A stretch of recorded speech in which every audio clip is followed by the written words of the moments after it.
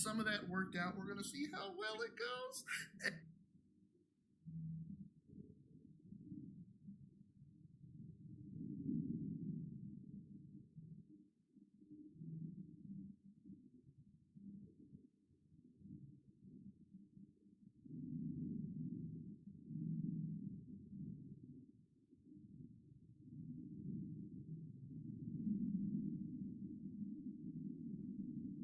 If some of that worked out, we're going to see how well it goes.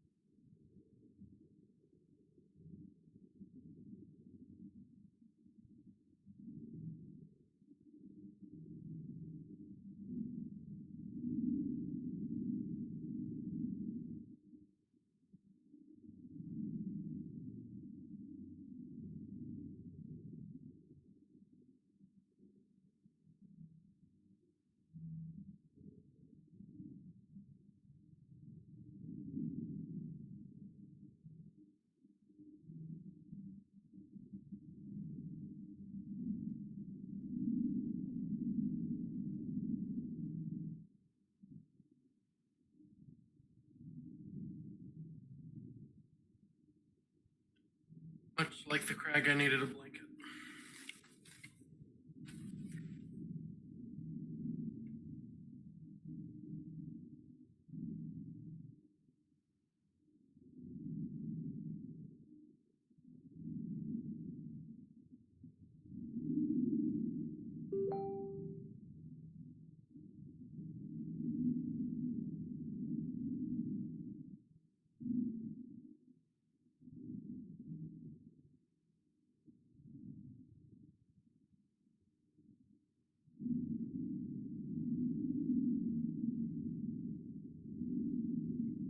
Fellas, what's their problem with the first one?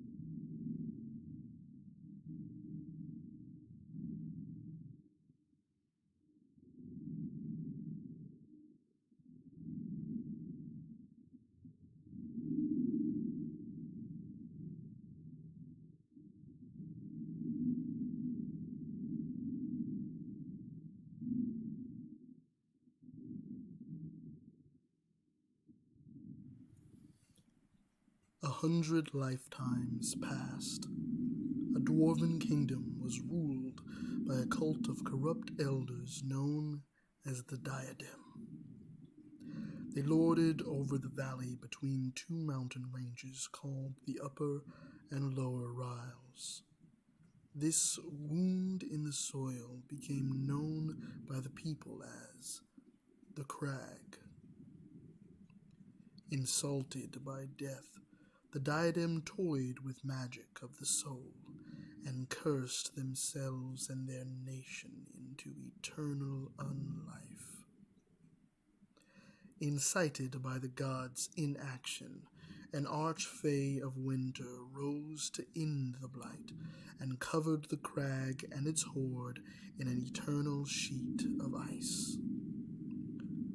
Centuries later, new life has found its way to this frozen wasteland.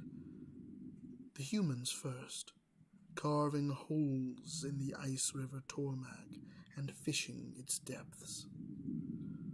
The halflings felt the new and powerful natural magics and settled in the hills. The dragonkin and orcs fled their persecutions and waged war in the frozen wastes. Finally, the gnomes found silver in the Upper Riles and began trade between all the races of the Crag with coins shaped like a beating heart. For this reason, all those who share that eternal winter have become known as the Crag-hearted.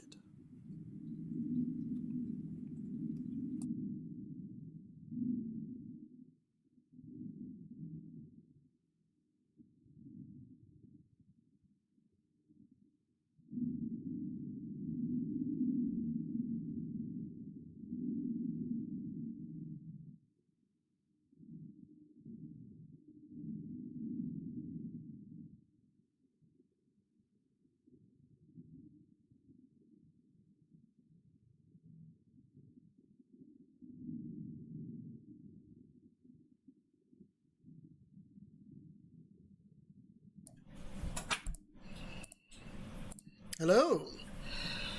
All right, and welcome back, everyone. I think we may have had a little bit of trouble with the last cam. I'm not sure what was going on with that. So hopefully everybody has found their way over to the new stream. We'll wait a little bit. I think I accidentally prematurely stopped the last one, and I'm not entirely sure when I prematurely stopped the last one. So we are going to do a quick recap just to make sure everybody is up to speed about what has happened, and then we will just kind of dive in from there. Let's see here.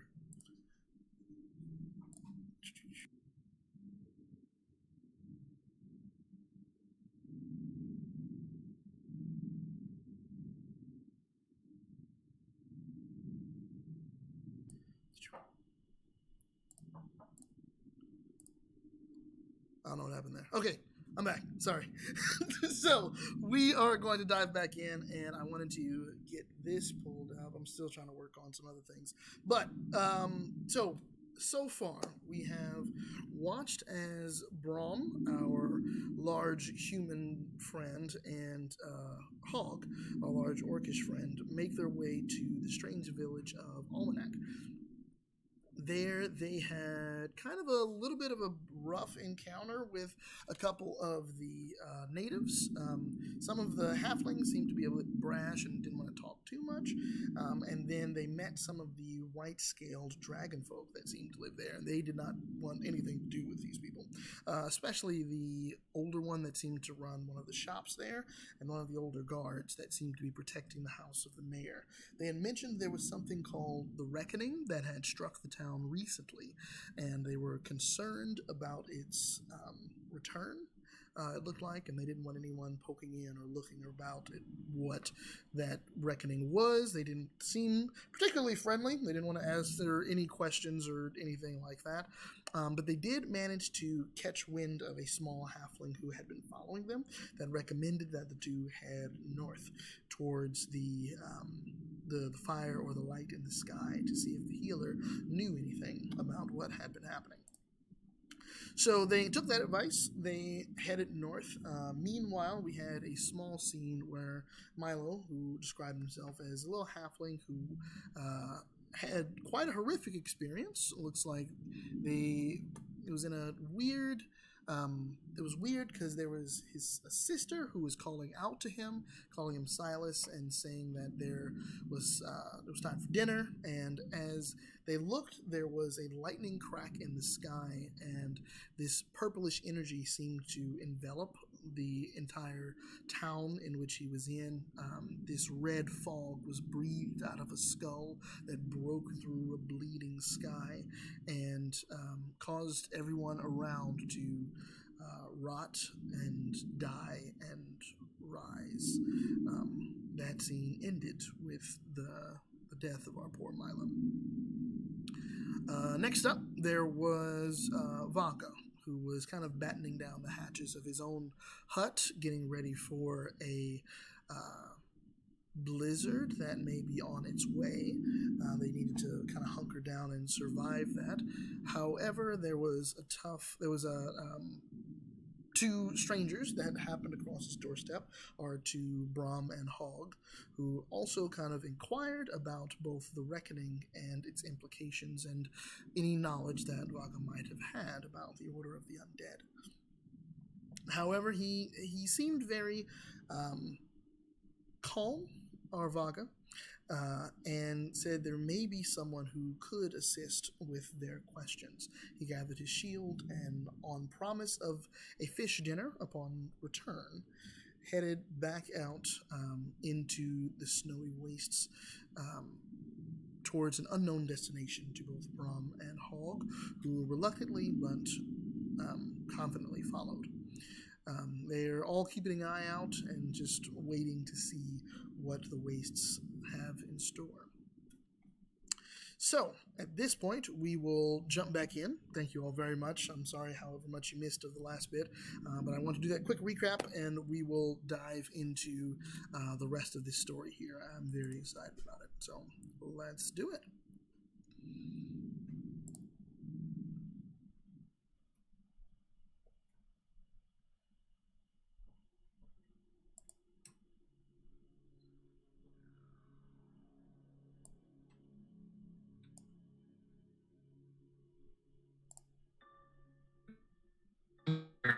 Walking in the snow.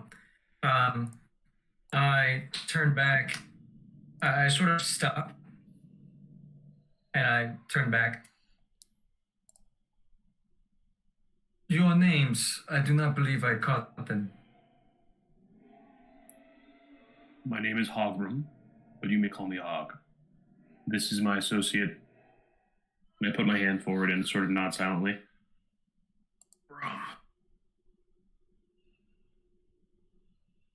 I know why you are here, Hog.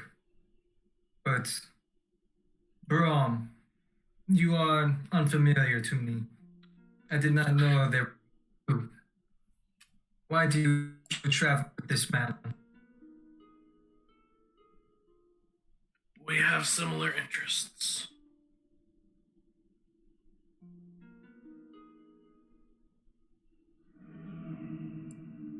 That is correct. One question for the DM real quick. Sure. This fire in the sky, have we seen this yet? Or You have probably taken that to be the beacon that Vaga keeps on top of his hut. Okay, cool. Yes, Vaga, we are searching for a few things. The Reckoning, the Order of the Undead, Prince, most importantly, anyone who can help us read dwarven runes. So It hasn't been easy. What the order of the dead? Well, it seems as though they may have something to do with the. As you know, we are living in a time of peace, for which I am very grateful. But not everything seems to be happy, for lack of a better term, and I would even go so far as to say that the violence, people are still. There is still fear. And it seems that the Order of the Undead is working behind the scenes somehow. And we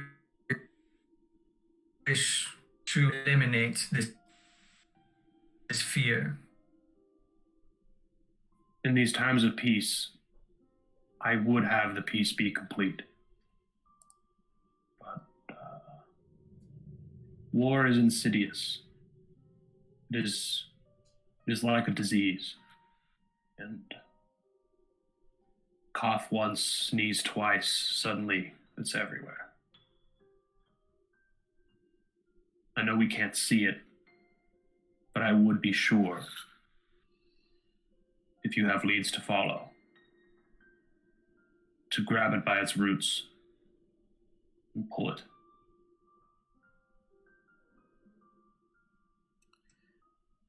At this Very point, well.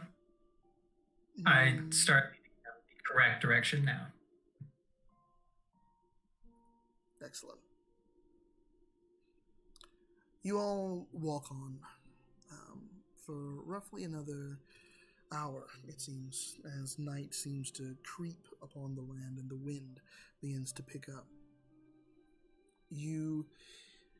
At this point, it is dark. I would say both, let's see,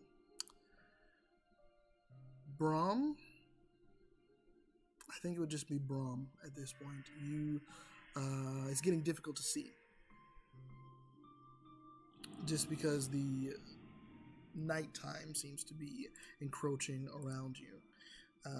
Do you light a torch? Or set up any other way of seeing, I guess? How safe is this route? I was directed at Vaga. Sorry, I probably shouldn't have directed that. Yeah. I would prefer if we did not attract attention.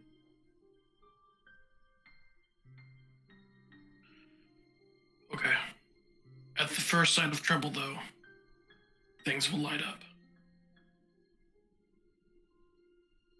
You have my word on. And so for a while, you march on in darkness. Until you crest a ridge. And you look down into a small dip, small valley. And in the center, you see a soft green light. It is moderate, but constant. And it glows in a circle that seems to come from the ground and radiate into the valley. Inside of this circle of light, you notice something all of you really have not seen in a long time, save Vaga, who has been here several times before. Trees. They're not large. They're not varied. They look all to be evergreen trees, but they are trees. And that is not a common sight in the wastes. There are a couple of trees that line the southern Riles, down where you get to the more temperate tundra, but this far north, trees are sparse. But you see there is a gathering of them here. Snow still hangs on the boughs of the trees. It still pushes the weight of the branches, and they lull under the weight of these trees, but they are there. And as you approach, you keep an eye out. You look, and you can see that down in the middle of this grove, the light seems to be getting stronger as you all head towards it. This green light, how big is the area that it sort of covers? Quite large. I would say it's roughly 300 feet across. Okay. And then the trees are around it or sort of in it? In it. In it, okay. Vaga, this place is steaming with life we haven't seen in these parts. It is a unique place, one I did not expect to encounter when I came up to this lightless land. How many moons ago was it that you came up here? It is difficult to say. I do not keep track of the time, but not long. More Not recent long. than not. Okay. I guess as we're getting closer, can I roll a perception check? Sure. Yeah. Perception check. Roll a perception check. That was a 9. As you look around, you don't see much. It looks as though everyone give me a perception check, because I bet you everyone else is looking too. So everyone just give me a perception check real quick. We had 10 for Brom. And Vaga?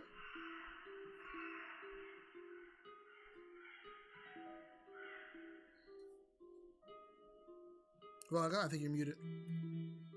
Yeah, I was muted. Sorry. 21. Excellent. Ooh. As you make your way towards this grove, Brom and Hog are very kind of taken aback by the sudden mystery of the place. You're looking around, but you don't notice anything moving. It is quiet and eerie as you begin to step into this grove. The leader of our pack does notice something. It's a soft movement in the trees around, and Vaga, you recognize a small creature that seems to be looking down from one of the trees. It is maybe a foot or two long. It has sharp wings that extrude from its snake-like body, and it is covered in white scales. It looks over the corner, this long lizard-like creature with a long and sharp pointed tail, and it nods at you, Vaga, and then flies towards the center of the grove.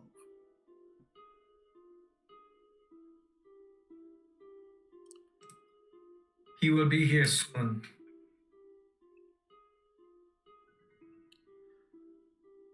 Milo. Who is he?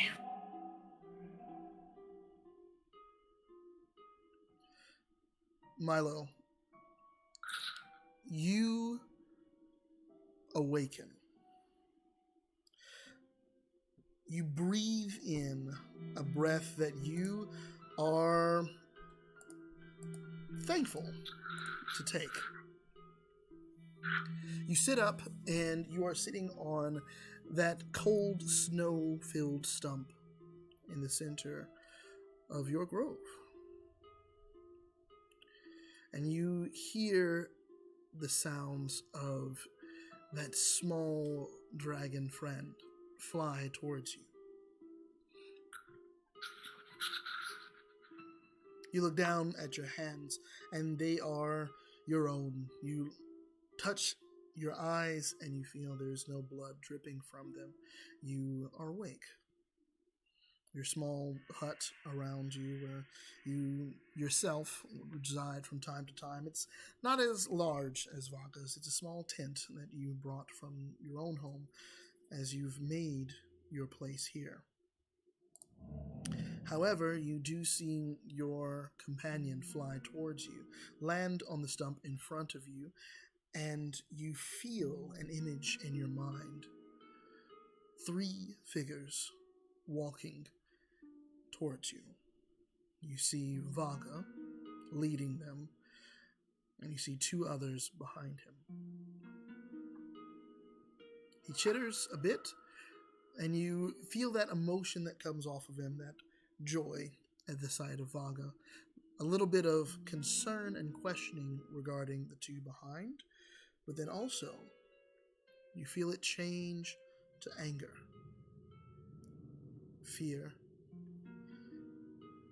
and excitement as another image floods your mind. Behind our adventurers, and in the trees of your grove, you begin to see here and there several white-scaled dragonborn that are hiding and watching. They, however, seem to be on the other side of the grove, not around your companions, but behind you. If they are at 6 o'clock, the others are at 12, and they seem to be encroaching on the grove and looking. One figure you recognize. He seems disgruntled, miffed even, and he is wearing the skin of several orcs and holding a spear in his hand. You smile, and so does your friend, as you prepare to do what the reckoning does best.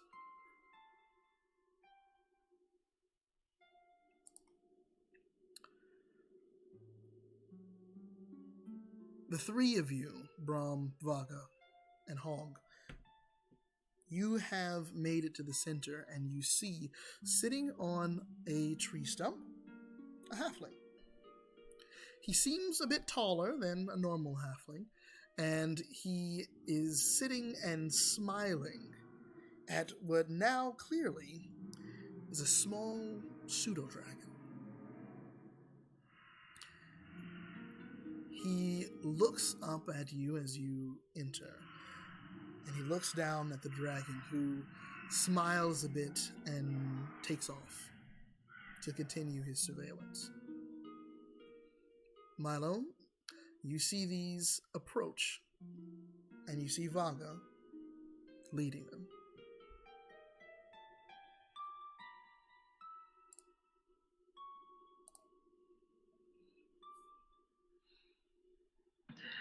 Hey, V, how's it going? Good to see you, my friend. I see you. You brought some people with you. So,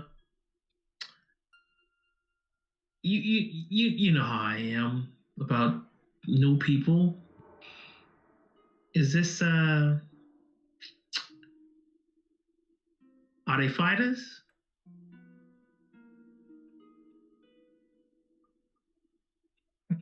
This is, I suppose, divine providence.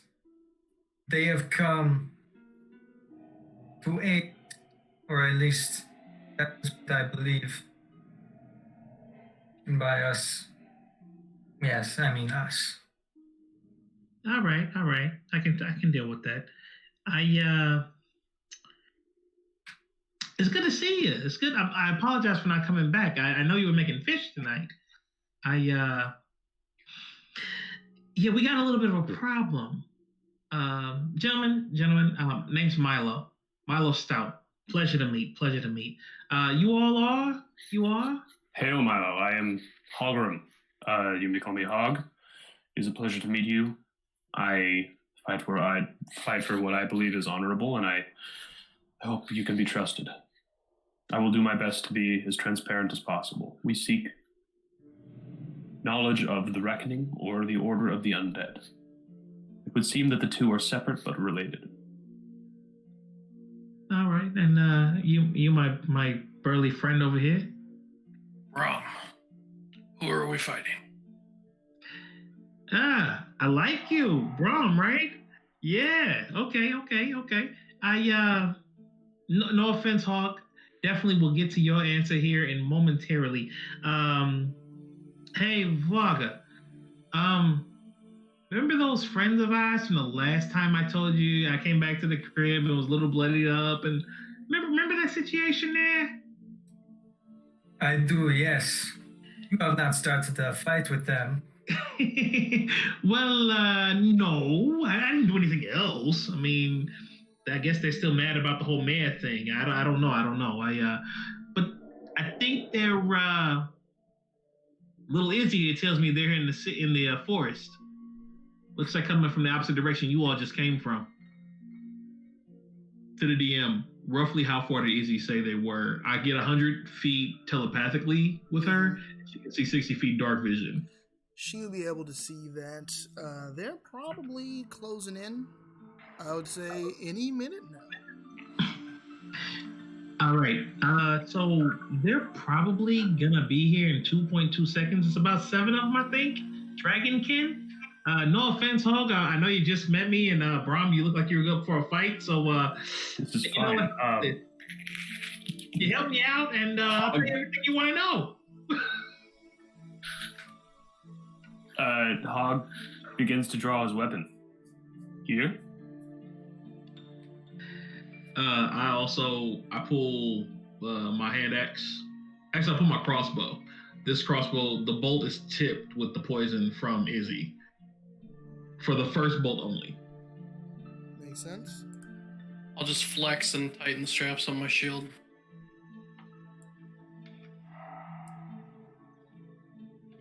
All right. Yeah, I don't think I see the approaching baddies, but I know. from the words I prepare myself. So I you all begin to prepare at the words of our new friend.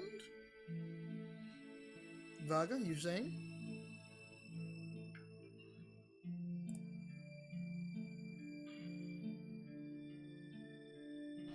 Let's see here. So you all should now see that space. As they approach, you see, quietly at first, go ahead and drag your characters onto our sheet, and we will take a look here. Quick question, where's the hut? I'm assuming that we're there. The small building, let's see, right above where Brahm is, that is the your tent. Right here? Yes. Okay. And then that large stone in the middle here, that is where you usually, that's where you were just sleeping. Okay. So I would assume, because you said they're completely 12 o'clock from, or 6 o'clock from where they're coming in. Are they coming in from where I currently have placed my marker, or were they coming in from here? As far as Oak and Brom. I was using that as more of a comparison of opposites for them. Okay. You would hear that he would give more. Now that we have the map up, we can see there's probably some coming from this area here. Okay. And down here. Gotcha. So I will convey that, of course, to them. Daisy, let me know that they're coming from that range of area before I position myself on this side of the rock. Actually, no, I'm positioning myself on this side of the rock. There we go. Okay. Everyone, please position yourselves where you need to be.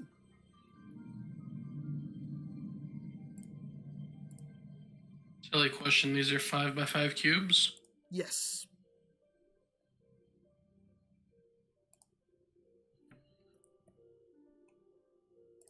Okay, and make sure to add HP and AC to your things there, to your tokens. And then place your token where you would like to be.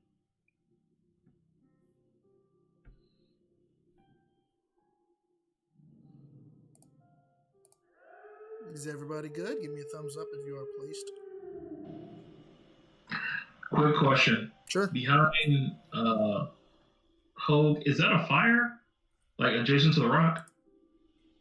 Campfire? This? No. This. That. Yes, that is your campfire. That's the campfire. Is it lit? Like, is it smoldering? Is it... I would say it is low because you did fall asleep. Okay. Could I light an arrow with it? Is it that low or is it... Probably not, no. Okay. Take quite a bit. Just checking. Good? Everybody placed? Okay. Before anything else, as you all are walking there,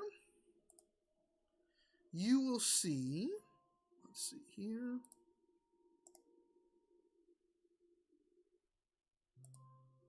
one dragon can come out.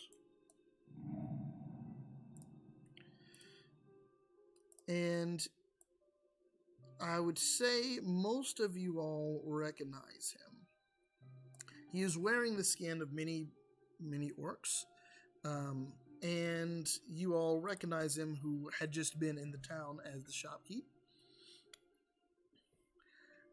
And he walks out kind of...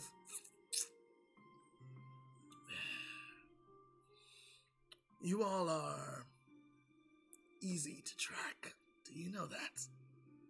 And he looks at Brom and Hog. Perhaps. And I try to spit too, but it's he uncharacteristic. dodges the spit this time. He knows it's coming. And he says, "This is fortuitous. Some nice trees around. And I think we will alleviate you of your metal shield." Come and get it, big boy. Oh, we intend to. And I need everyone to let me pull it up before we do that. Please roll initiative.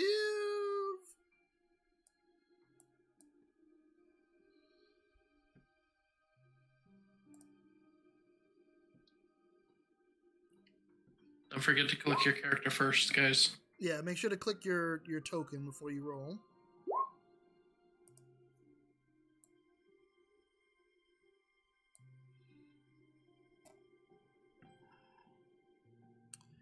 And let's bring out our fun friends here.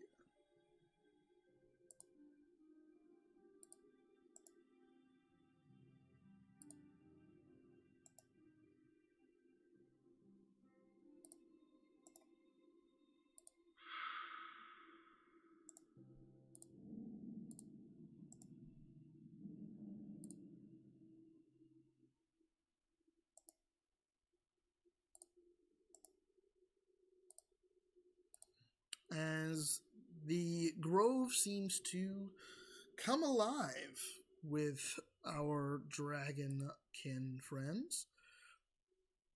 Let's start with the lower group. We will have them roll for initiative here.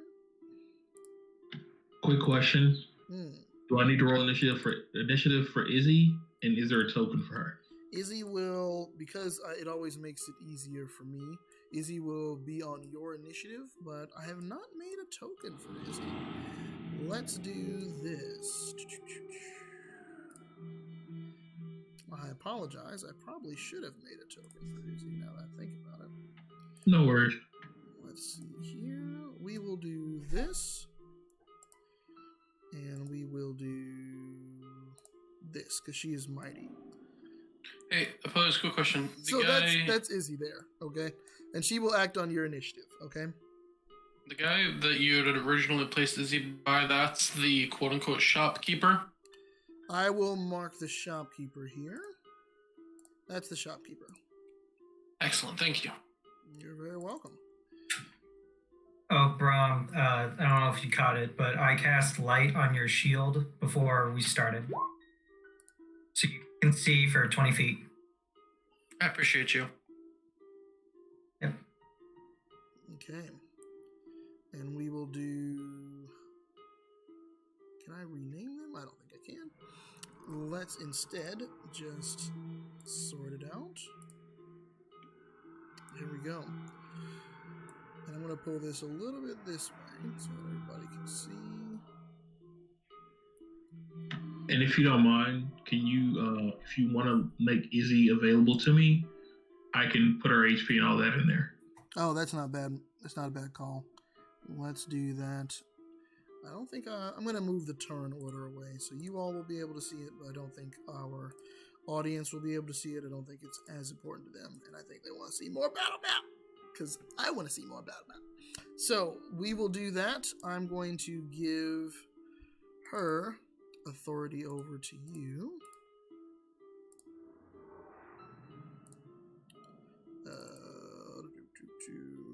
Can I do that? Ah, there we are. Boom.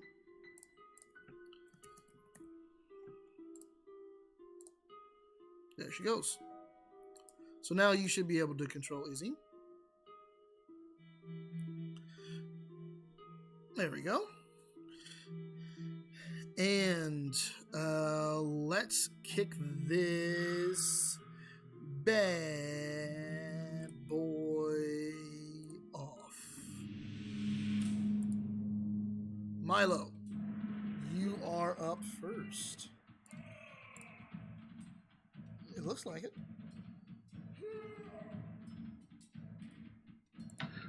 Looks like Brom. No, you're right. Brom. Sorry, you're higher than... I just scrolled up in the thing. Yes, Brom, you're up first.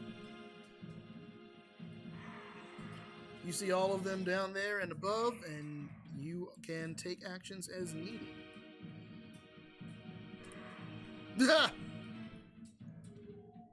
Of course. Ooh, let's do this too, so you all can see that.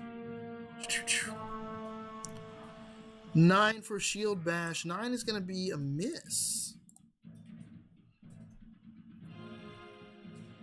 You can, remember you can, if you'd like, bonus action grapple.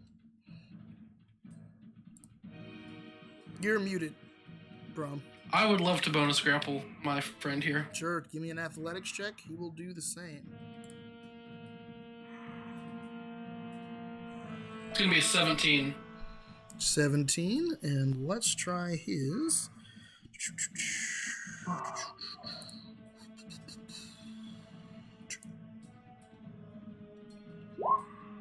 No. So you do grapple him. So his movement is at 0, and he's not restrained or anything. But you swing your shield at him, and he ducks out of the way just barely, and then you grab onto him and keep him in place. He's not going anywhere. Now we will go over to Milo.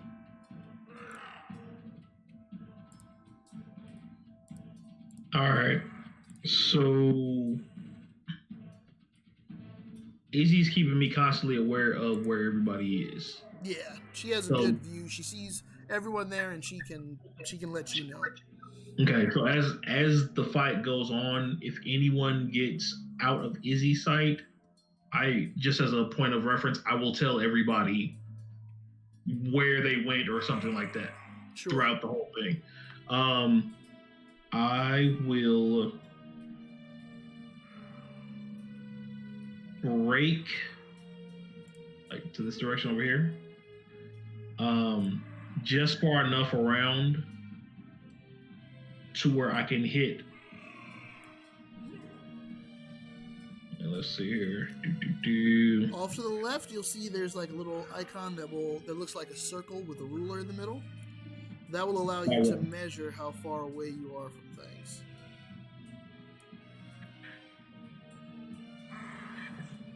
All right. That one. Yeah. So I want to hit him with the crossbow bolt. Certainly. Give me an attack roll.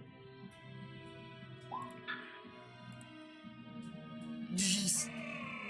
Yeah, that hits. All right, and it is poison, so I'll do the crossbow first. That's 8. Okay. And then I don't have anything for the poison, but normally they said that's a 1d4 plus 2. No, that is a con save for him because you're not. The sting is not there. That was your crossbow bolt is the sting. Okay, gotcha. But he does have to make that con save for us here. Gotcha. So we will try that. Let's see if I can coordinate. There we go. Con save. 11? Against. Sorry, what am I going against for his con? My con or? No, it is the poison's DC. What is the poison's DC?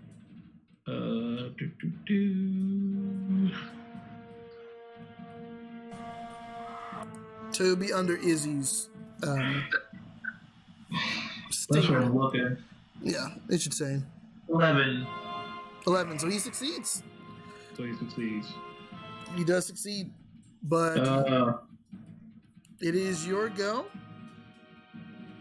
Is there anything else you'd like to do? You did a little move. You did an attack. You still hit him. You hear the sing of the crossbow bolt shunted by the pain of the impact. You do hit him. It does hurt, but I'm gonna pitch back around the corner just so I'm out of sight of at least the one I just shot. Got you. All right. I want to say I made a mistake here. I see what has happened. Ooh, that's something for me. But it is their turn. The one that is grappling with our friend Braum here, he is going to try to, let's see. Yeah. He's not super worried about everyone else. He is going to just inhale and breathe this cold air, this ice frigid breath that, Braum, to be honest, you have stared down the barrel of many times in your life, but he is going to breathe the ice breath of the White Dragonborn at you. Give me a Constitution saving throw.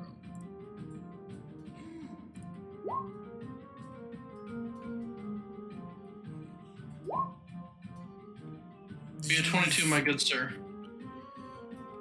Okay, well. It would have been 16 cold damage. You got a 22 on your con save, so that 16 is cut in half to 8. And then, are you going to use that? I see it there inside of the... Yes, I am. Sorry. Okay. Go ahead. Please explain what you are doing.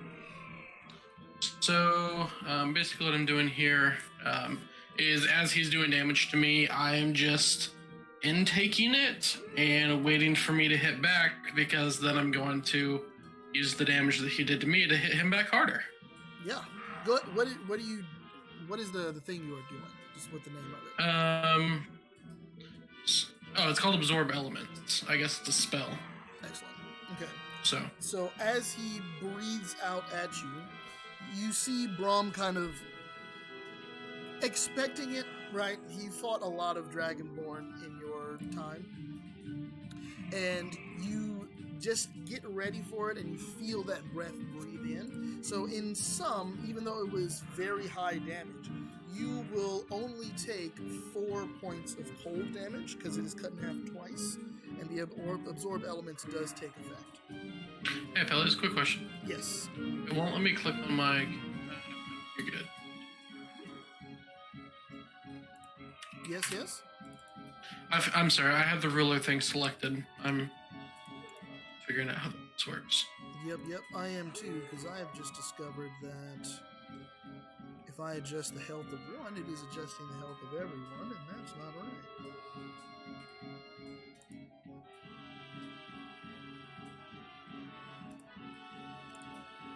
So I will have to do it manually. Let's do this. And I will say you are...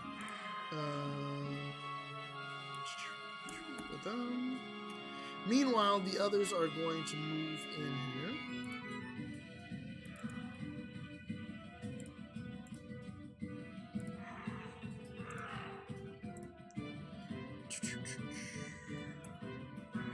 This one who got hurt pretty bad is going to try to come at the person who just shot him. So he's going to go 5, 10, 15, 20, 25, 30. 5, 10. I think he gets just around you, Vaga. 15, 20, 25. So he dashes to get up to Milo, but he does not have anything left to attack with. This one is going to move 5, 10, 15, 20, 25, 30, and is going to chuck a spear at Vaga. 5, 10, 15, 20, 25, 30, and 5, 10, 15, 20, 25, 30. These are just going to kind of dash up.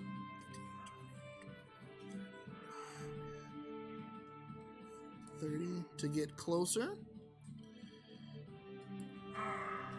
This one 5, 10, 15, 20, 25, 30. He's going to take a dash to get right next to Hog.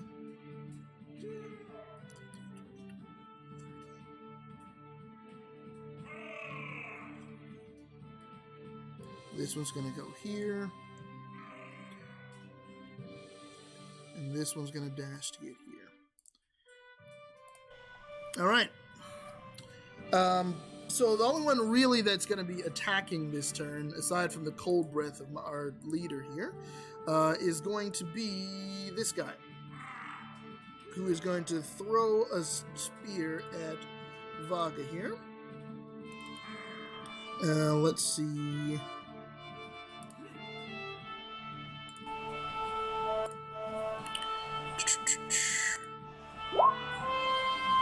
$13 to hit, Vaga. Miss. So he throws a spear, Vaga. You are able to deflect it with your shield out of the way as you see the Dragonborn encroaching on your area here. Because of this, I can actually zoom in a little bit now. And we will do this a bit there. I'm going to see how that looks. That looks beautiful. And let's see here. All right, so that is their turn. Next up, we got Hog. You got one right on you, and you got everybody else around. Hog, what would you like to do? Sorry, I was muted. Have you seen my text? I have not, no. I've been doing a lot of other stuff. While you're looking at that, I will do I've unsheathed my glaive, and boy, it's a lot of bad boys. I'm going to take a swing at the one directly in front of me. All right, yeah. So I will link that in chat. So go ahead and give us a swing. Just go ahead and click on your glaive attack. Right, 9's not great. That's a miss. Okay. But you do swing at him. That's pretty much it then. I'm pretty sure that. Okay. Okay, and I still have to use the other thing, right? It is verbal, as you said. Yes. So it would depend on you whether or not you want to do that. It is. As I see we're in danger, I mutter some words under my breath, and you might see Hog sort of look up at the sky, and his weapon glows a little bit, and he swings and a misses. So that is about that. All right. So you all hear him mutter some words, and his glaive seems to light a little bit, but he does swing at this creature, but it does go wide, and he does the creature kind of is a little bit more nimble than he anticipated. Next up, Vaga. Okay. So there are. Hang on. I was clicking on the wrong thing. The three arrays right here. So, dude, this is one of those spells that I could not using. So I had to like put it in. Yeah, that's fine. It's Scorching Ray. So I create 3 rays of fire, roll them at target within range. I haven't put it in my sort of attack thing yet. That's So okay. I'm just going, because it's a spell attack, I'm just going to use my Guiding Bolt spell as my attack. Sure. Now there's 3 of them here, right? This, You're not going to be able to see. Yeah, so I have to make it 3 times. You're not going to be able to see the one that's directly behind the tree. Huh? Okay. Then I'll do second one on Milo, right? There's one here, yes. There's one over here. So, but you, because this big rock here is really just a stump. So you'd be able to see over it and see him if you want it.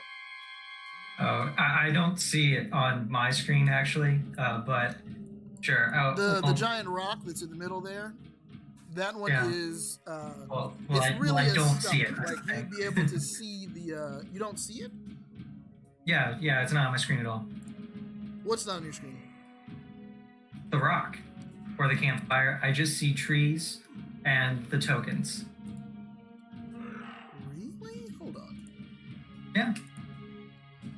Maybe. Hold on. Let's do this.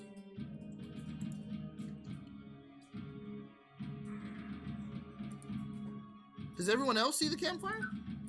And the rock? Yes, sir. I do, yeah. You sure you don't see the rock? I am positive I don't see a rock. I'm wondering if you are thinking this rock is not a rock.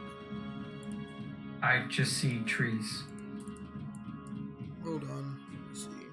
Like, so I see there's a tree here, Okay. tree here, a tree here, and a tree here. But you keep saying there's something here. I don't see a thing. Well, there is a thing there. I've posted a picture of my screen. I can see the rock in chat, just in case you wanted to Okay. make sure. But that's what it's showing up. For some I reason, don't it's see not any showing of up. those things. Okay. That's funny. Well, Yeah, yeah, that's strange. You might want to log out, log back into the game. But for now, go ahead and tell me what you're doing. no. All right. Well, I guess I'll just attack. I'll attack this guy, and why not this guy? With Scorching Ray. So Okay. We will do the guy next to Milo first. Give me that one.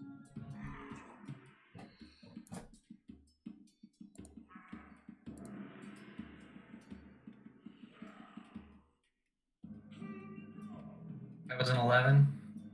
11 is a miss. Okay. And then you said the one that's down here, right? This one? Yeah. Give me that one. That's a hit. So give me the 2d6 fire on that one.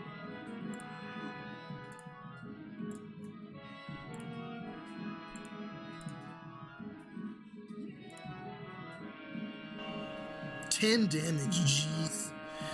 You hurt that one pretty bad. He's not dead, but you blast him off of his feet, and he lands into the snow on the ground, winded. He is prone. Wait. And this one Alright. here, Yeah, it was a 14 to hit the next guy. 14 hits. Give me Okay. damage on that one too.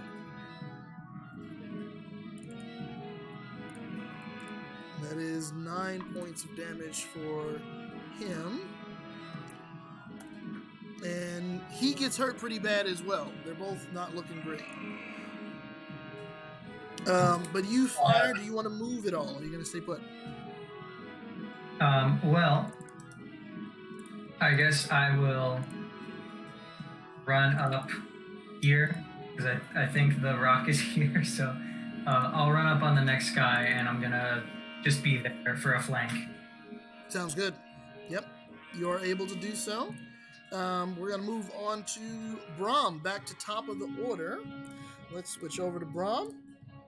What would you like to do? I would like shield bash for 10 again, apparently. You swing your shield at him another time, and he seems a little shifty this one. Even prone? Or even grappled? Even grappled, you still do miss. You don't get advantage for grapple. You just can't move. You can't get out of the way of you. So he is I'm going to lost in action combat. surge and do Sure. it again. Yeah, go for it. And miss with an 11. That is also a miss. That's bad. That's a 6, a 5. That's not great. But you do swing at him, and he's a tough one. He looks like he is the leader, and he's a tough one. And your attacks do not quite get through. Sorry. Next up, Milo. There's nothing really else to say, but you do All right, so attack real quick. vehemently. If Izzy flanks the one that Braun's at and attacks, will that be enough of a nuisance to give him flanking advantage? You can, because a familiar can take the help action, and that would give someone else advantage. So yes, you can do that. Okay, so I'm gonna do that. Should be just at the tip of her 60 feet. Let me double check. Yeah, just move. 40 feet. Yeah, So, move yeah. her right on over there. You should be good to go there. So All right. that will give you advantage on the next set of attacks. Right. Give me or give her? It will give both of you basically. Both of you. So did you want to take an attack? Or I because remember do- you have the ability to make her attack or you attack. It's up to you. Right. I'm gonna go ahead and let her attack Okay. on this one, since that's the big baddie. We're gonna do a sting. Sure. She still has hers up and ready. Yeah. So we'll do a.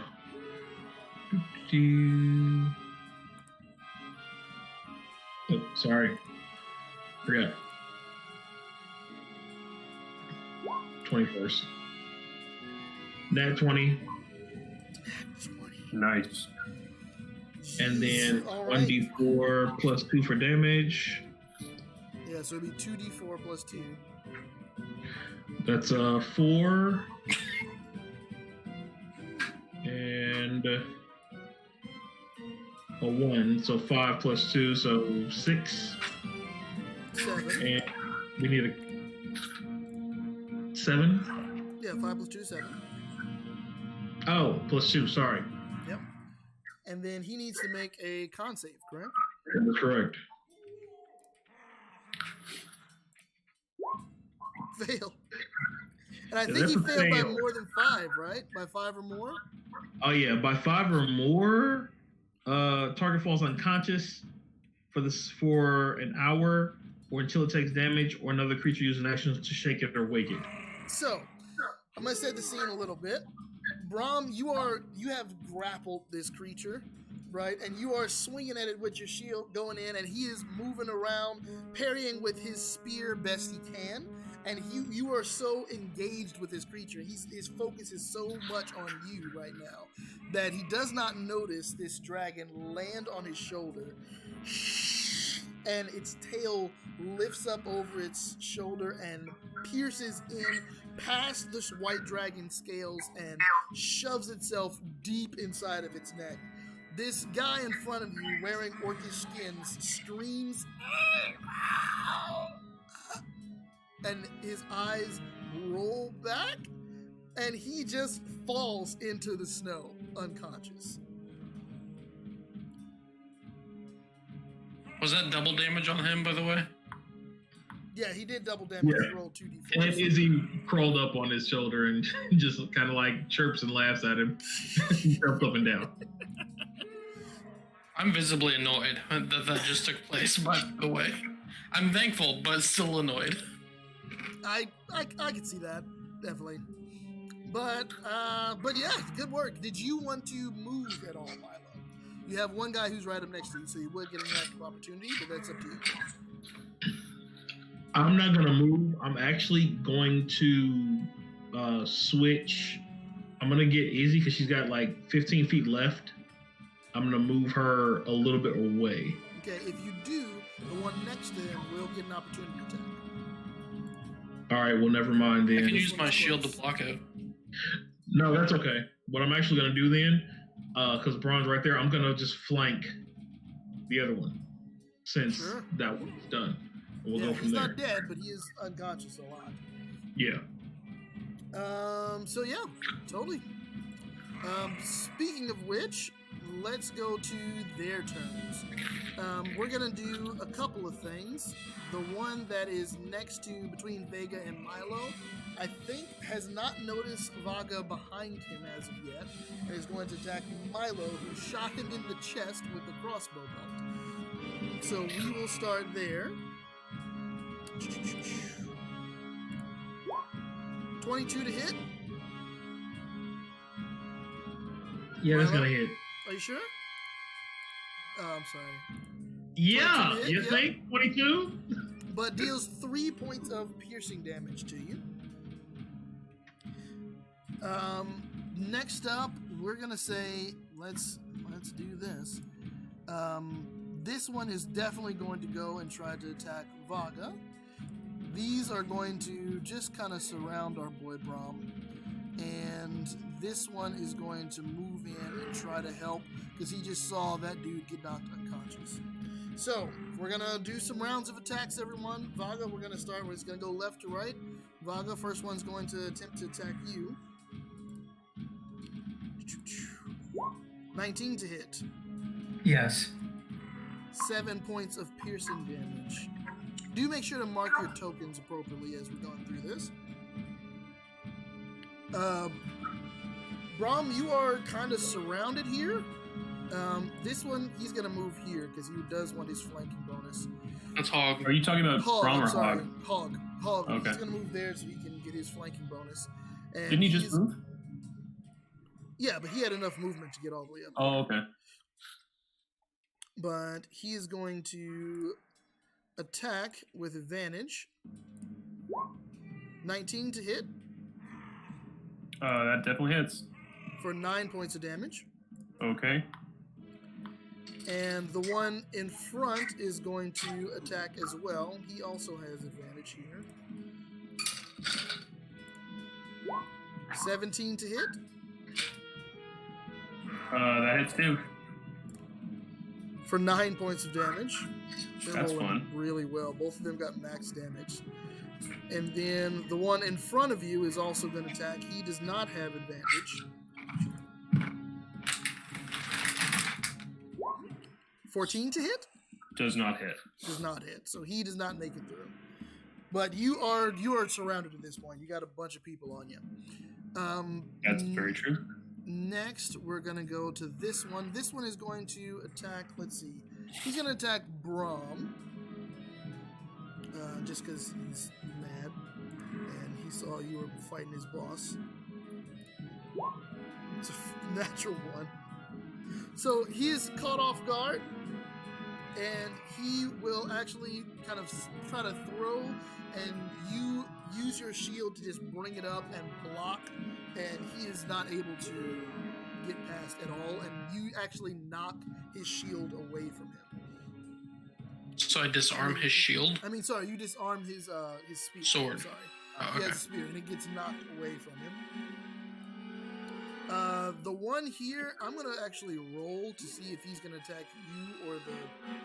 I think he's going to try to attack the pseudo-dragon, because he just saw what kind of crazy stuff he just did.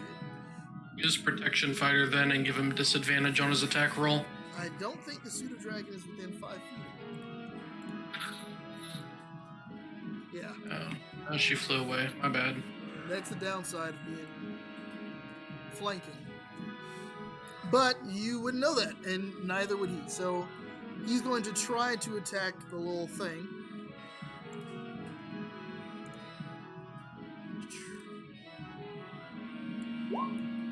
$19 to hit, which I do believe hits. Yeah. For 14. 6 points of damage. So hits the dragon, and it kind of slices down the side of your poor pseudo dragon friend. She's still up, but just barely.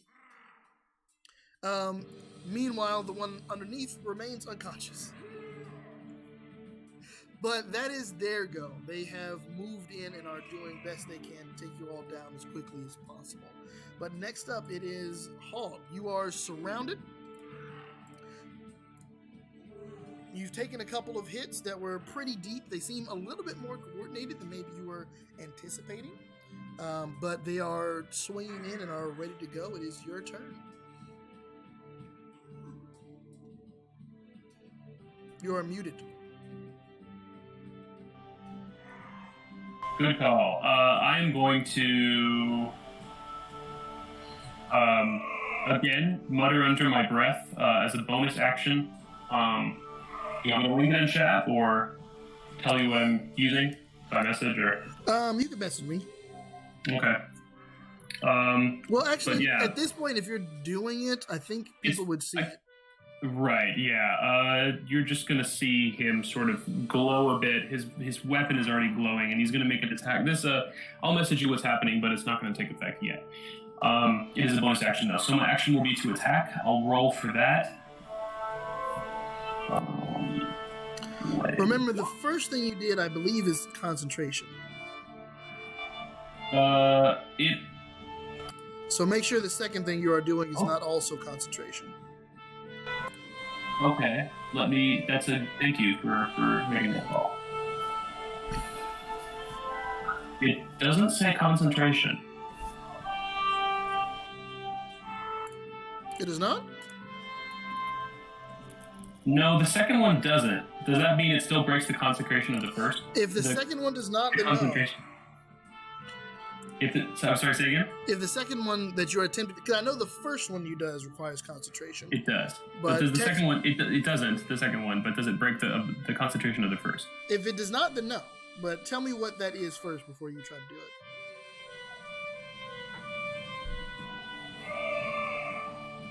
Sorry for the delay, guys. You know what? I'll save it. I'll make the weapon attack first, and I'll save that. So I just can take a look at it. I've made the weapon attack. I rolled a 23. Okay, which one are you trying to hit? I'm attacking the one, let's say, to the left of me. Okay, go ahead and because you can hold down the mouse and it'll. Right. So that one. Which one am I holding the mouse on? Do I have to go to the ruler one?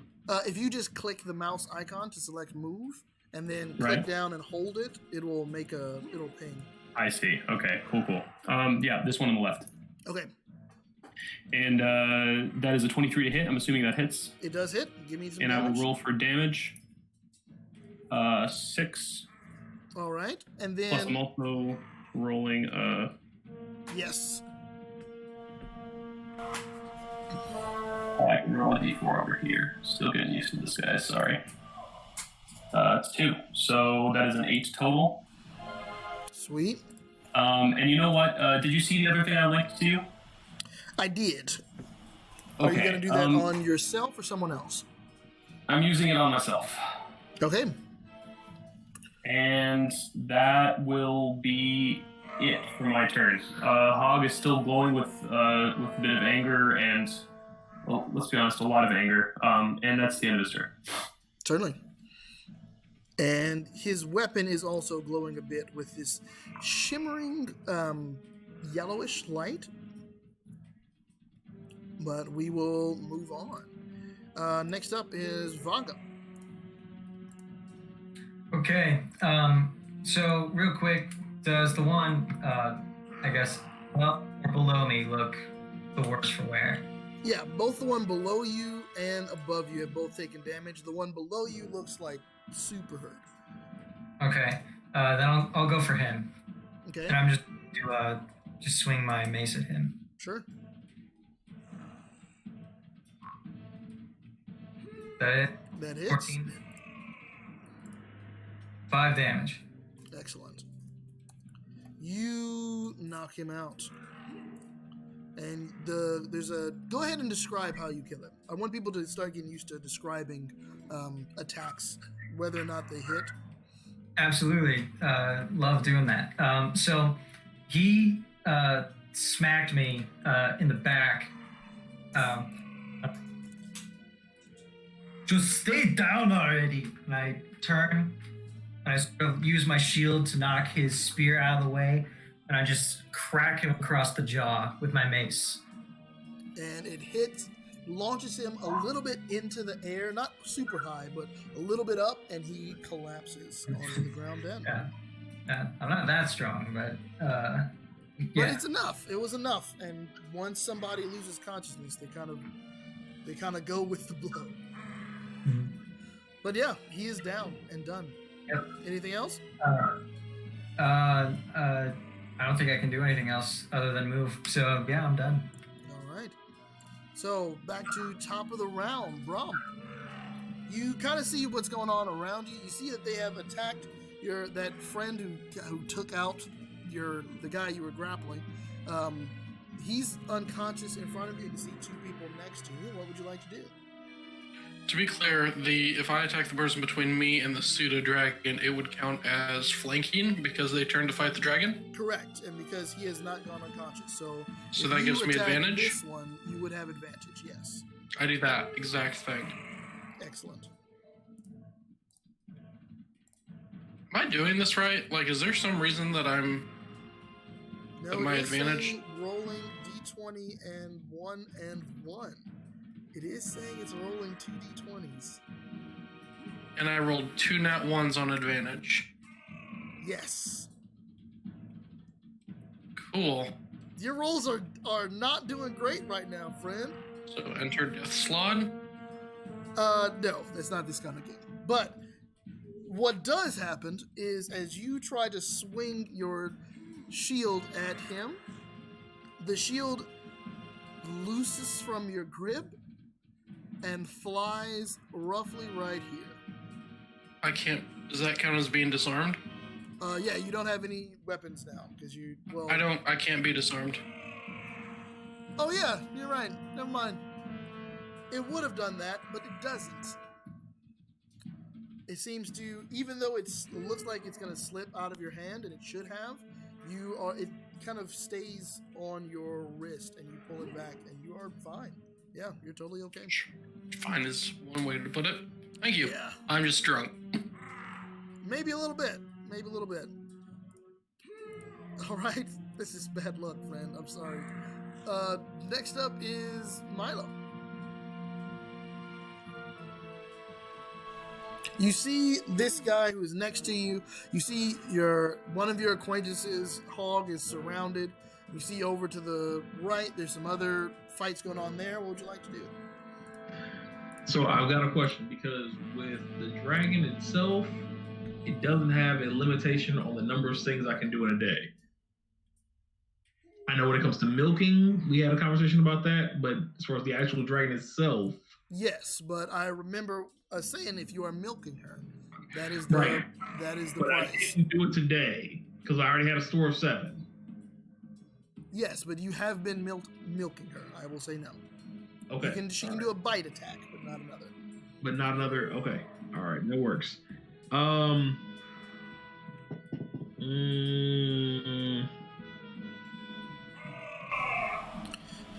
You have people next to you. You could have her disengage and move away, but then your friend would not have advantage. Or you can have her stay put, or because she has her own, she can help or attack. Right. It's only if she attacks that she uses up your action. So for right now, I'm gonna actually attack the dragon between me and Vega. Okay. So I'm just gonna pull my hand axe and actually no, I'm gonna pull my dagger and do that. Sure, give me time. Yeah, give me damage. All right. That's 21 to hit and 7 piercing damage. Let me check that guy. Yeah, go ahead and describe it. All right. So I was focused on watching Izzy and commanding her to do what she was doing last round. And once I finally get her to swoop around to flank the other guy, I feel the back of this guy's spear like graze across my shoulder as I'm focusing because I'm kind of hidden behind the rock. He kind of glances on my shoulder, and at that, I'd like turn, grab the shoulder after taking the damage, turn, grab the spear, bring my dagger up, and just stab him in the groin, like in the thigh, right near the groin, right in the artery, and he just like starts oozing blood out and drops to the ground. That's a bad way to go. It's a bad way to go. After that, I'm gonna move because I see where we have an issue over this way. You got 25 feet of movement. And I know I can move through other characters. So I'm actually gonna move. I don't know if it's possible or not. And I move here. Sure. Yeah, you can get there. Okay, so I'm gonna get there. That way, I give him flanking advantage on that one. Izzy is actually going to back up. Actually, that's right too far. I'm doing measurements of where you were. From there. Yeah, because you'd have to go 20 feet and 25. I'm at Because your 25. movement is 25. So I you get would have to 25. move 20 to get here, and then I can't it's jump 5 over the to get small here. ring fire. If you want to risk jumping over the ring of fire and then under a dragonborn, then give me an acrobatics check. All right, I'll do that.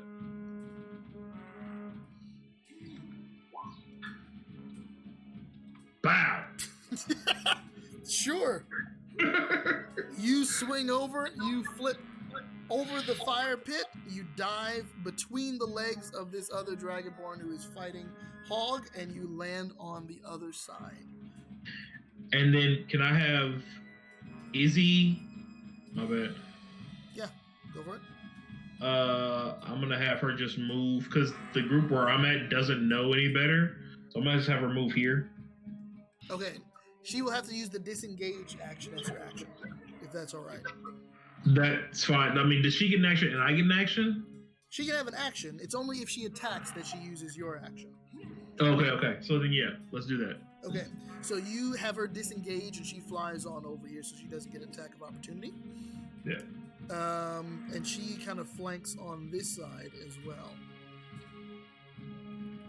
Sure. And that's it. That's it. So we now come back to the Dragonborn's turn. They have not yet noticed Izzy, because she just flew on over. One is going, these two are dead. They're dead. So this one is going to try to attack Hog. We'll start there. And he still has advantage. Why does he have an advantage again? It's the flanking? Yeah, because of the flanking. Okay. 17 to hit. That hits. Oh, I'm sorry. Can you look at the spell, the thing I cast last time? They have to do something first, right? Yep. So before that, he is going to, as he kind of attempts to swing in at you, he feels like you feel him slow down a bit, and he's wondering, and then he tries again. He's going to try this first. Let's see if this will work. And he crits 20, so that works. He does crit 20. So he does fight through it and gives you that 6 point of piercing damage. The one on the other side of you is going to attempt to fight through it as well himself. Actually, no, he's going to, because he just saw Milo, but he has the advantage. He's going to try to attack you first, just because he has advantage there. I have a quick question. Can I kind of change up and have her move here instead of here? No! No. Nope. Too late. I just figured I'd ask. Thank you. We're already rolling other stuff. He's going to try. 15, I think. Wisdom, is that actually goes high through. enough. So yeah, he is going to get through and attempt to attack you.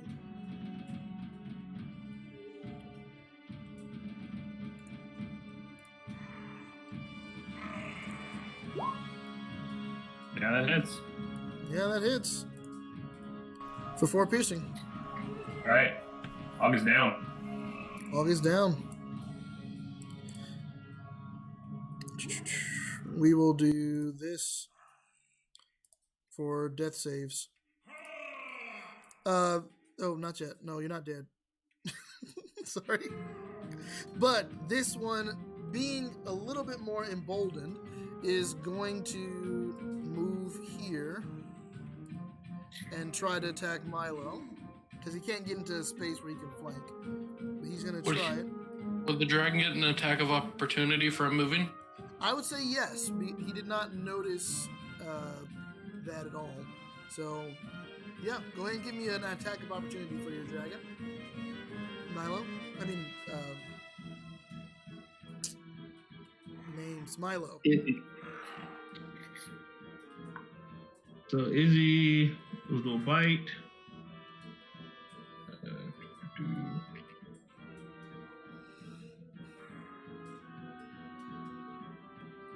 That hits. Give me damage. All right. Meanwhile, he is going to try to attack you. 2 + 2, 4 damage. 4 damage. And then he's going to try to spear attack for a 12 versus Milo. 12 does not hit. 12 did not hit, so he misses. But he takes 4. All right. The ones that are around Braum, the 2 are going to try to attack Braum. And we'll see how well that goes for them. First attack. They're not really in a flanking position, I don't think. And I don't think they want to try that. He can't really squeeze by the tree. He would have to run all the way around. Yeah, he's going to run around. No, he can't because he would go out of. This Does guy's flanking have to be unconscious body free, is or can causing flanking trouble. You have to leave combat to come back. Yeah, he would have to leave, and he would get a free attack opportunity. Oh, that's fine. He can do that. He's not gonna do that. He's Or gonna, yeah, they're both gonna over his attack. partner. Well, is he gonna do that? You seem pretty tough. He could jump over his partner, but he'd have to. I'm gonna give him a wisdom check to see if he's gonna risk it. If he rolls low, he's going to try to get out of range and get into that advantage. Does flanking have to be from 3 sides, or can it be from 2? It has to be on opposite sides. Opposite sides, okay. So let's just have him roll to see if he's smart enough to know that he's going to get a free attack. Yeah, he's smart enough, so he will stay put. And they are going to try to attack you with their spears. Attack 1 at me. is... Nah, not even close. Nope. Attack 2 is... Nah, not even close. Nope. So they are fighting their best, but they are unable to do so. But I think he rolled high enough to realize next turn he should probably just wake up his boss. Next up is... Who's next? Hoyga. Give me a death saving throw.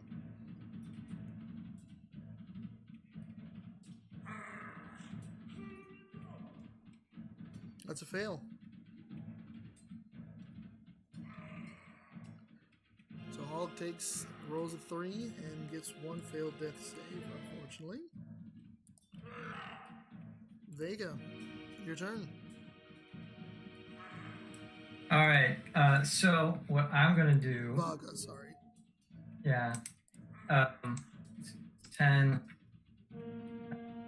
I have 30 feet of movement. I'm gonna move my guy here, and I'm going to.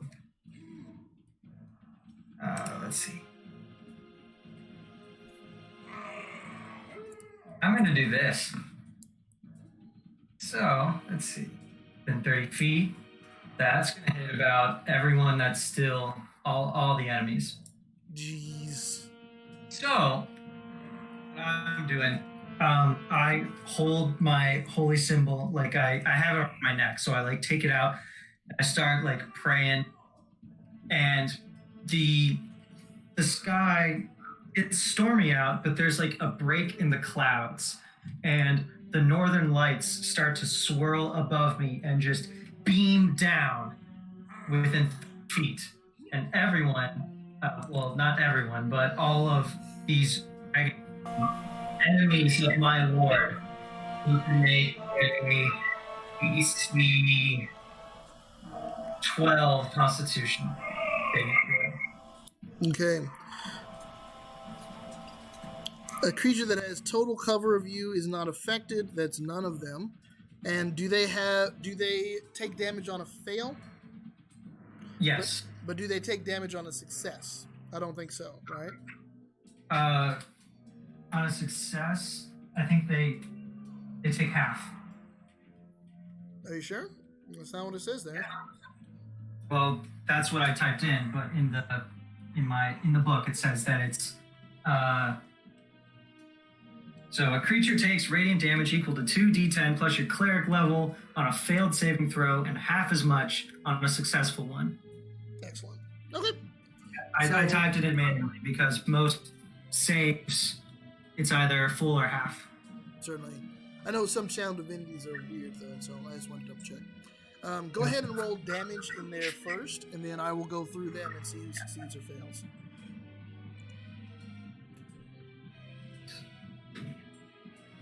Yeah.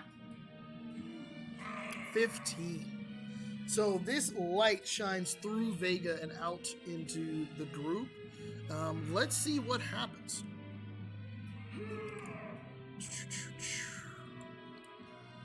First one here is going to roll a con save. Fails. And is obliterated in light.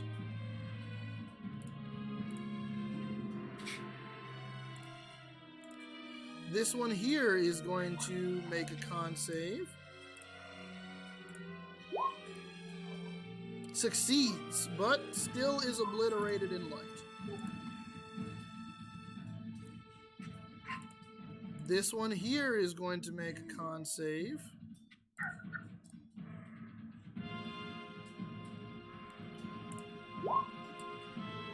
Succeeds. So he's going to take 7 points of damage, which is exactly as much as he needed to die. So this one here is obliterated. This You take one, half damage on success? yeah, he takes half on success, and so he Oh, nice. is also obliterated. This one here is going to try to make a save. 15 saves, so takes 7 points of damage.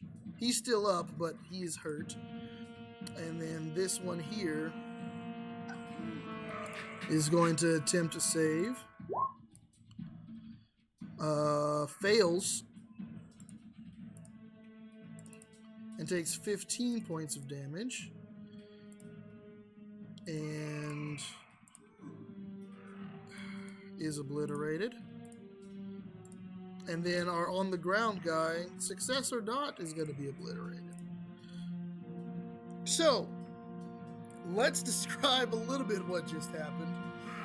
As this wave of the northern lights shines down on the group, it pours into the valley, it mingles with the green glow from the ground, and filters upwards, and you see them just kind of get burnt and melted away, and the rest of y'all feel this light wave and curve around you all without doing anything.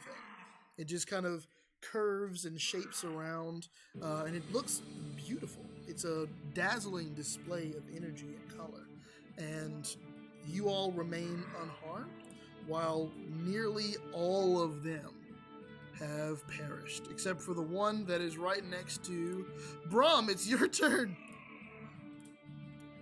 So I mean, I'm gonna try a shield through this time just to see what happens. He looks terrified, like he's definitely going to try to run after that display of power.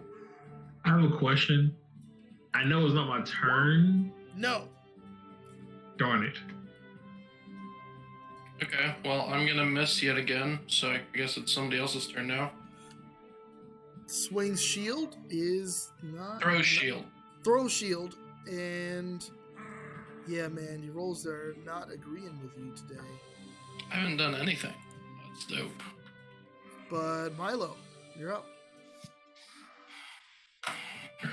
Okay, so You just watched this huge display of energy curl around.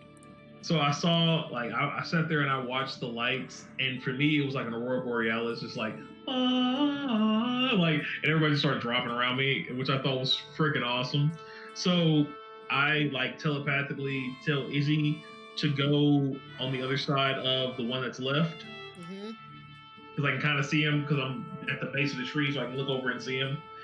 I'm gonna move to flank him from Braum. Okay. And my action is gonna be, look, man, everyone else is dead. You really don't want to go through this, do you? Just answer a couple questions for us, and we'll let you live. Just answer a couple questions. That's all you had to do. But no, you want to come in here, run your mouth, and start throwing spears at me.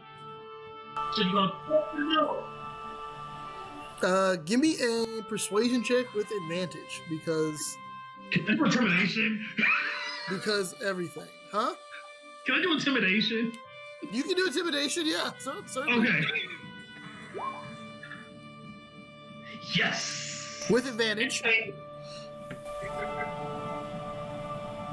With advantage, so roll twice, take the higher one. All right. Let's do it here. 16. 18. So yeah, 22. He, seeing all of his friends melted around him, he drops his spear and puts his hands up. And we are out of initiative. Can I actually non-lethal try to knock him out anyhow? Yeah. You want to roll From for it? behind? Yeah, from behind with advantage? Sure. So I as he just want to see if I can roll something. As he attempts to do that, I'm gonna yell over. I got a nat 20. There you go! I hate this game. So I'm gonna yell at Braum, because he was the one asking questions before, and I'll be like, "Hey, yo, we got somebody answer some of those questions you were asking about from town. The next thing I hear is the dude poof, and hit the ground, Yeah. and I turn around and Hogs knocked him out. Braum, and Braum looks just so furious. Like, just seething inside of himself how angry he is right now. It checks out. He looks at this unconscious Dragonborn, and he looks like he's gonna go cut his head off with this shield, but he stops, looks at you, and you all kind of glare at each other a little bit. But,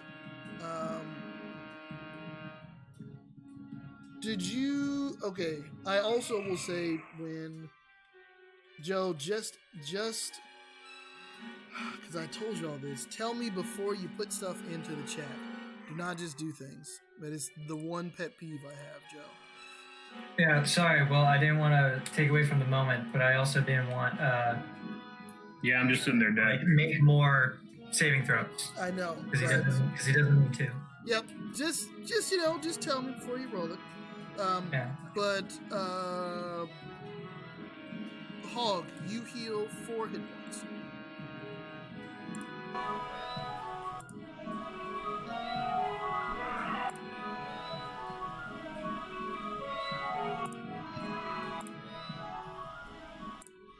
And we are. Sorry, I was muted. When combat stops, do I go from 0 to 1? Nope, you will go to 4 hit points because of his cure wounds. He helped you out. Does that happen after combat? I would say yes. He just moved over because we're out of initiative order. Combat is over. Okay, when combat normally stops, does you go from 0 to 1? No, you begin a short rest. You Or begin long a short rest. Okay, cool, got it. So we are back. You go ahead and give yourself 4 hit points there. Yep, there you go. And I will remove this icon from you. Fellas, can I loot them? We're going to get to that in a second here. Give me just a second. I need to get back to... Oh, you good, sir. There we go. So, silence again falls over your small crag. And you are sitting in the clearing. I'm going to say it is 5 o'clock right now. I think I want to cut it here. I think this is a good place to stop, actually. You all have survived your first encounter in the Crag and have all met each other at this point. I'm sure there'll be a ton of questions that follow, but I think getting into those questions and kind of diving through the implications of what has happened here will be a little bit more than I would like to deal with today, just because of time. But congratulations, you've survived your first combat in the Crag. It is a brutal world that is unfair from time to time, but you all have done well. Just to clarify, after this, well, when we take breaks in between games, will that be considered a long rest, regardless of what actually happens, or is that something that we have to choose to do once we pick up? You will make sure to keep track of where your hit points and spell slots and things are now. You do not automatically get a long rest. You will start from exactly where you are right now with exactly what you have done, and we will pick it back up from there. We'll probably jump maybe 10 minutes into the future after you all have looted the bodies and kind of woken up this guy who is unconscious. And we'll probably start there, but I'm going to shut off our Sirenscape accompaniment. And thank you all very much for joining us. I always like to do this, just kind of go around and at the end of the game, just kind of talk and see, just give an outro, say your name again, and how you felt about this session and what you look forward to in the next. I personally, again, I'm DM Cheshirecat. Thank you all very much for joining us. This was a great game. We're still figuring out a lot of the bugs and things, so thank you all for sticking with us if you have. And thank you all players for joining. This was really fun. I actually enjoyed every second of it, and everybody's together, and we're ready to keep going forward into the Crag and see what happens. So I am looking forward to it. I thought this game went fantastic. I liked all of the characters. You all have chosen very unique characters, and how you all engage with each other I think is going to be very interesting to see play out over the course of the game. But yeah, let's just start on the other side and start with Joe and go down the line. So I'm Joe.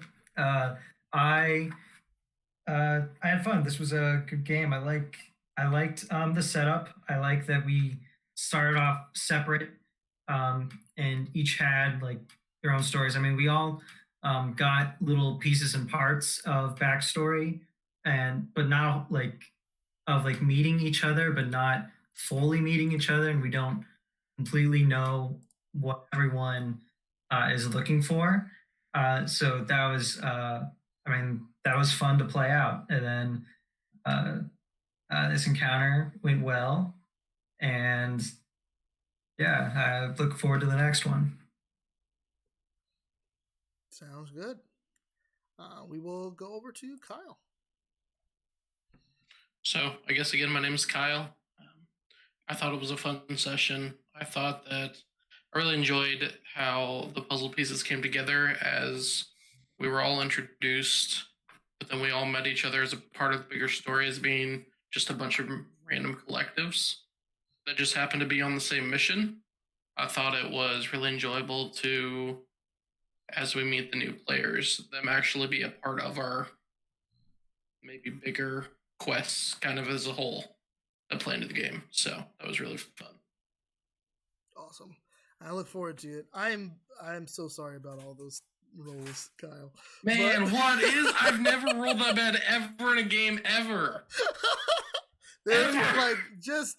And at the end, it was a nat 20, so I'm like, I know it's working, but it was just... Right, the only reason I knew it was working was because it finally, man. Yeah, but Kyle, we'll see. I stand with you in solidarity, but I want to interrupt you, Raymond. Yeah, I mean, sometimes the roles of the situation goes against you a little bit, but you all survived. You made it out. I think y'all did well, and I'm pretty sure some more combats are on the way. So don't, you'll get your chance. Don't worry about it. This I'm is not the Crag. concerned. So let's head over to Raven. You're muted. There we go. Sorry. I definitely enjoyed. It was great. I've only played with Kyle before, so definitely great playing with some more people and some different individuals and characteristics and stuff. It's awesome seeing the differences in gameplay between people in general and how they like to personify themselves. So I definitely enjoyed playing with Joe and Trevor today.